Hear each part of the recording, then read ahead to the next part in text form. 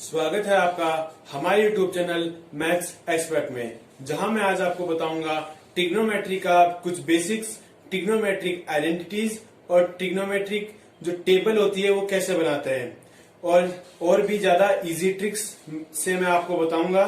तो वीडियो को एंड तक जरूर देखिएगा और वीडियो को प्लीज स्किप मत करिएगा। और अगर आपको वीडियो अच्छी लगे तो आप लाइक करिए, हमारे चैनल को सब्सक्राइब कीजिए। अगर आपका डाउट रह जाता है तो हमें कमेंट कीजिए।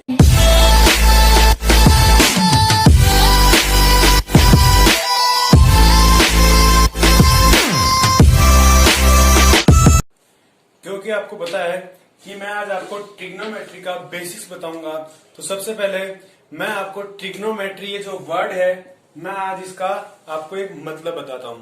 तो इसका जो मीनिंग होता है वो इसी वर्ड में छुपा हुआ है। ये है कि ट्री, ये दो पार्ट में डिवाइड है। पहला ट्री, फिर आता है ग्नोमेट्री। ट्री का मतलब होता है ट्री और ग्नोमेट्री का मतलब होता है मेजरमेंट। इसका मतलब है तीन साइड्स का मेजरमेंट ही ट्रिग्नोमेट्री कहलाती है। तीन साइड्स होती है सिर्फ ट्रायंगल में, तो ट्रायंगल की जो साइड्स होती है उनका मेजरमेंट ही ट्रिग्नोमेट्री कहलाता है। तो ये था ट्रिग्नोमेट्री का बेसिक और ट्रिग्नोमेट्री का मतलब क्या होता है अब मैं आपको बताऊंगा। तो बेसिकली जो ट्रिग्नोमेट्री होती है वो किसी भी ट्रायंगल में अप्लाई हो सकती है। आपने ट्रायंगल के डिफरेंट टाइप्स तो पढ़े होंगे, लेकिन जो आपने जो पढ़ा है theta, sign theta, cos theta, जितने भी आपने थीटास पढ़े हैं वो सिर्फ और सिर्फ इस राइट एंगल ट्रायंगल में ही यूज आते हैं, वो इन ट्रायंगल में यूज नहीं आते हैं। ये जो राइट एंगल ट्रायंगल होता है, मतलब जिसमें एक एंगल 90 डिग्री का होता है, उसी ट्रायंगल में वो थीटा सारे यूज आते हैं। इसमें कोई सा भी थीटा यूज नहीं आता। अब मैं आपको बताऊंगा कि थीटा किसे कहते हैं।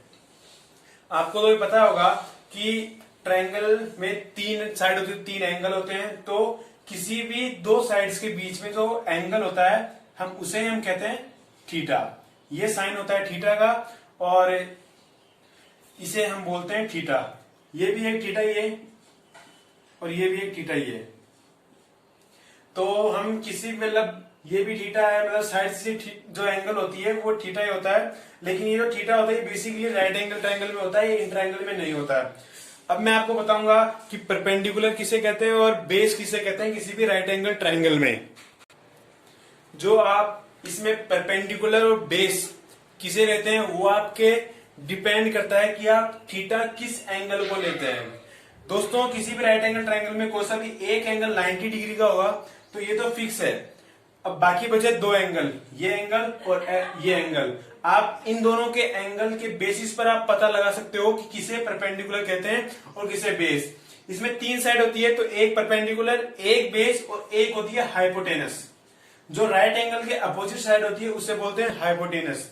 और जैसा कि अब आई परपेंडिकुलर बेस की बात, तो जैसा कि हमने यहाँ पे अगर थीटा लिया तो जो थीटा के अपोजिट जो साइड होगी वो होगी परपेंडिकुलर और ये हाइपोटेनस होगी। बची ये वाली साइड तो ये हो जाएगी बेस। लेकिन अगर हम ये थीटा अगर हम यहां लेते हैं, यानी यहां से मिटा देते हैं, ये थीटा अगर हम यहां लेते हैं तो इस थीटा के अकॉर्डिंग जो इसकी जो पैरेलल वो अपोजिट साइड होती है वो परपेंडिकुलर होती है। तो ये होगी परपेंडिकुलर, बाकी बची ये हो जाएगी बेस। तो ये जो परपेंडिकुलर बेस है ये डिपेंड करता है कि आपने थीटा किस एंगल को लिया है। तो जो परपेंडिकुलर होती है वो होती है अपोजिट थीटा के, और जो बाकी जो बची साइड है वो हो जाएगी बेस।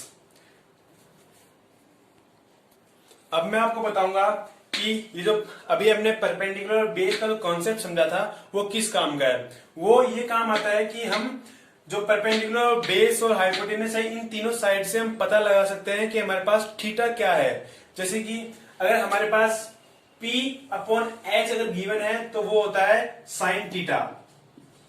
अगर हमारे पास गिवन है B अपॉन H तो वो होता है कॉस थीटा। और हमारे पास P बाय B यानी परपेंडिकुलर अपॉन बेस गिवन है तो वो होता है टेन थीटा। और इनका जस्ट अपोजिट यानी ये P बाय H तो होता है साइन थीटा, तो H बाय P होगा कोसेक थीटा। ऐसे ही H बाय B होगा सेक थीटा। और बी बाय पी होगा कॉट थीटा। तो ये थी थीटा की बात। वैसे थीटा बेसिकली 3 ही होते हैं, लेकिन उनके अपोजिट बना के थीटा 6 होते हैं। वो थीटा होता है साइन थीटा। साइन थीटा होता है पी बाय एच, यानी परपेंडिकुलर अपॉन हाइपोटेनस। अगर हमें किसी भी ट्रायंगल में अगर हमें साइन थीटा निकालना है तो हमें सिर्फ ये 2 साइड्स गिवन होनी चाहिए, या तो एक परपेंडिकुलर या हाइपोटेनस। अगर हमें बेस भी गिवन हो तो हम पाइथागोरस थ्योरम से हम किसी भी साइड को पता लगा सकते हैं, क्योंकि ये राइट एंगल ट्रायंगल का मेजरमेंट है। वैसे ही cos थीटा होता है बेस अपॉन में हाइपोटेनस, tan थीटा होता है परपेंडिकुलर अपॉन में बेस, और उनका जस्ट अपोजिट कि जैसे मान लो कि sin थीटा है 1/2, तो cosec थीटा होगा 2, इसका उल्टा हो जाएगा। जैसे यहाँ पे cosec थीटा हो जाएगा, यहाँ पे sin theta p by h है, तो cosec थीटा हो जाएगा h बाय p, उल्टा हो जाएगा, रेसिप्रोकल हो जाएगा। sec थीटा हो जाएगा h बाय b, और cot थीटा हो जाएगा b बाय b, यानी बेस अपॉन में परपेंडिकुलर। अब मैं आपको बताऊंगा ट्रिग्नोमेट्री से रिलेटेड कुछ बेसिक आइडेंटिटीज। दोस्तों ये जो आइडेंटिटीज है, ये हमने जो अभी परपेंडिकुलर बेस का जो कॉन्सेप्ट समझा था, ये उसी से निकल के आई है। जैसे कि हम पहली ये आइडेंटिटी लेते हैं, sine theta is equal to 1/cosec theta. ये एक बेसिक सी आइडेंटिटी है जो आपने 9th क्लास में भी पढ़ी होगी। तो ये मैंने उसमें बताया था कि ये जिसका जस्ट अपोजिट होता है। तो sine theta is equal to 1/cosec theta और cosec theta is equal to 1/sin theta. हम दोनों तरीके से लिख सकते हैं। और ये जो 3 आइडेंटिटीज है, ये बहुत कम यूज में आती है। ये मतलब सबसे ज्यादा ये आइडेंटिटीज है, ये आइडेंटिटीज यूज में आती है, ये यूज में बहुत कम आती है। ट्रिग्नोमेट्रिक जो क्वेश्चन सॉल्व करते हैं उसमें ये आइडेंटिटीज कम आती है, लेकिन ये बहुत ज्यादा आती है। फिर अब ये सेकंड आइडेंटिटी है cos theta is equal to 1/sec theta, और sec theta is equal to 1/cos theta, और tan theta is equal to 1/cot theta, और हम cot theta is equal to 1/tan theta भी लिख सकते हैं। अब आती है बात इन दोनों आइडेंटिटीज की। ये दो आइडेंटिटीज है कि tan थीटा जो होता है वो sin थीटा अपॉन में cos थीटा के इक्वल होता है, यानी कि हम tan थीटा को in the form of sin cos में sin theta upon cos theta लिख सकते हैं, और cot थीटा को, क्योंकि tan थीटा cot थीटा का उल्टा होता है, इसलिए हम cot थीटा को cos थीटा अपॉन में sin थीटा। इसमें आप कंफ्यूज मत हुआ होगा कि tan थीटा में sin थीटा अपॉन में cos थीटा आता है, और cot थीटा में cos theta upon sin theta आता है, ये रेसिप्रोकल हो जाता है। तो ये थी कुछ बेसिक आइडेंटिटीज। अब है हमारा टॉपिक स्क्वायर आइडेंटिटीज। वो जो मैंने आपको पहले बताई थी वो थी ट्रिग्नोमेट्री से रिलेटेड कुछ बेसिक आइडेंटिटीज, और ये जो होती है ये होती है स्क्वायर आइडेंटिटीज, यानी इनमें जो स्क्वायर ऐड हो जाता है। ये 3 स्क्वायर आइडेंटिटीज है, जो कि इनमें से जो ये वाली पहली वाली आइडेंटिटी है, ये आपके ट्रिग्नोमेट्री क्वेश्चंस को सॉल्व करने में सबसे ज्यादा यूज में आती है। ये वाली आइडेंटिटी, पहली वाली आइडेंटिटी, ये आइडेंटिटी है कि sine square theta plus cos square theta is equal to 1, और यानी कि जो sine square theta plus cos square theta, इन दोनों को जब हम प्लस करते हैं तो ये 1 होता है। अब सेकेंड आइडेंटिटी है sec square theta minus tan square theta is equal to 1। दोस्तों आप ये कंफ्यूज मत होइएगा कि ये जो पहली आइडेंटिटी होती है इसके अंदर प्लस होता है, बाकी जो 2 वाली आइडेंटिटी होती है इनमें बीच में माइनस होता है, ये माइनस होता है। तो ये प्लस होने पर 1 होता है, ये माइनस होने पर 1 होता है, ये दोनों आइडेंटिटी में। तो ये आइडेंटिटी है sec square theta minus tan square theta is equal to 1, और ये है cosec square theta minus tan square theta is equal to 1। तो ये है आपकी कुछ स्क्वायर आइडेंटिटीज जो आपके ट्रिग्नोमेट्रिक क्वेश्चंस को सॉल्व करने में काम आती है। अब मैं आपको बताऊंगा ट्रिग्नोमेट्रिक टेबल। ये जो दोस्तों ये जो टेबल आती है वो आपके आरबीएससी में चैप्टर 6 में एक चैप्टर है ट्रिग्नोमेट्रिक रेशियोज। वो जो पूरा चैप्टर है वो इसी पूरी टेबल पे बेस्ड है। तो मैं आपको ये टेबल कैसे बनाते हैं वो मैं आपको बताऊंगा। सबसे पहले इसमें इंपॉर्टेंट होता है कि ये जो थीटास है ये कितने हैं।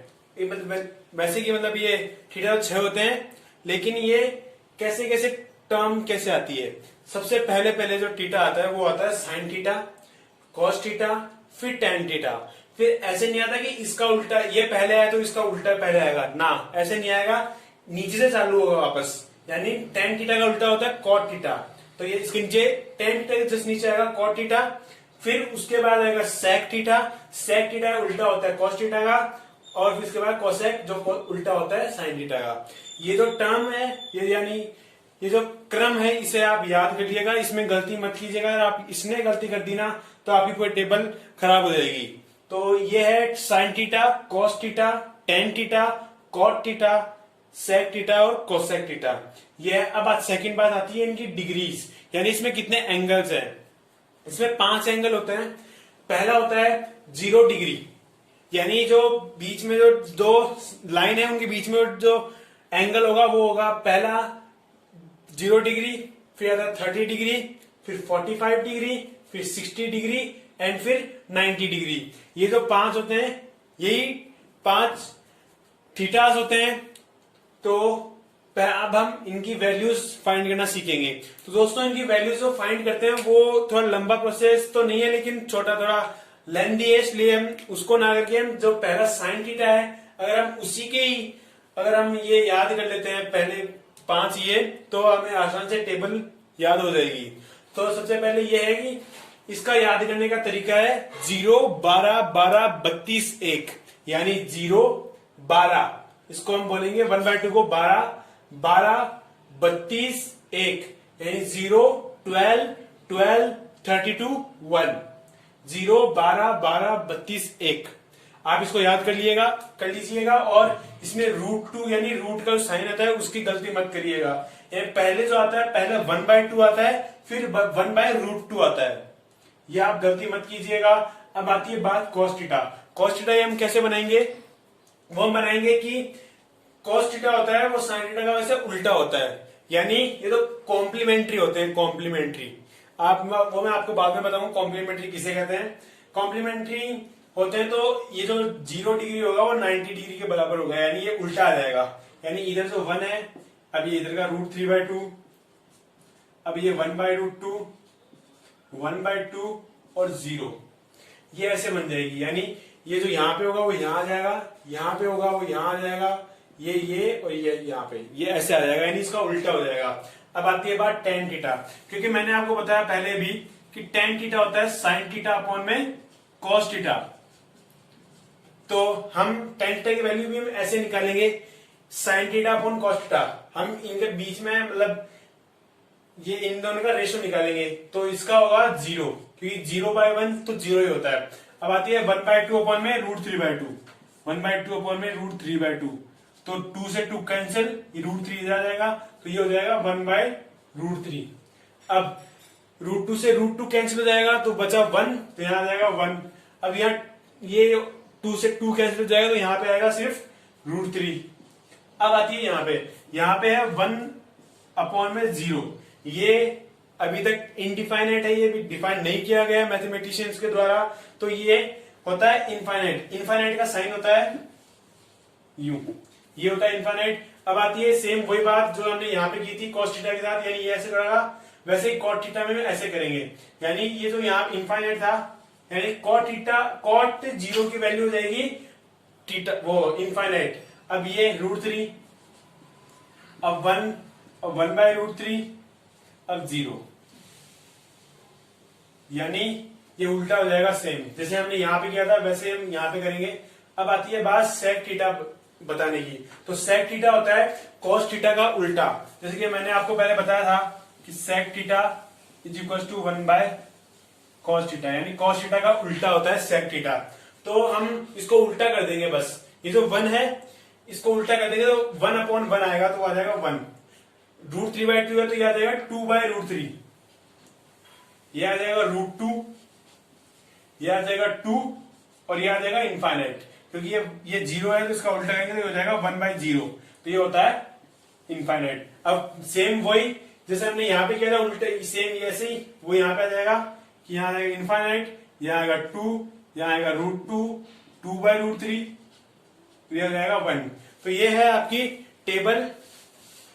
तो ये टेबल आपके ट्रिग्नोमेट्री रेशियोज में पूरी काम आती है। आप सिर्फ आपको ये पहला वाला याद करना है, बाकी आपको ये याद करना है कि ये कैसे बनाने हैं, इनकी वैल्यूज याद नहीं करनी है। आपको बस ये जो पहला ये जो है साइन थीटा इसकी वैल्यूज याद करनी है। वो वैल्यूज है 0, 12, 12, 32, 1, यानी 0, 12, 12, 32, 1, यही सारी वैल्यूज होती है।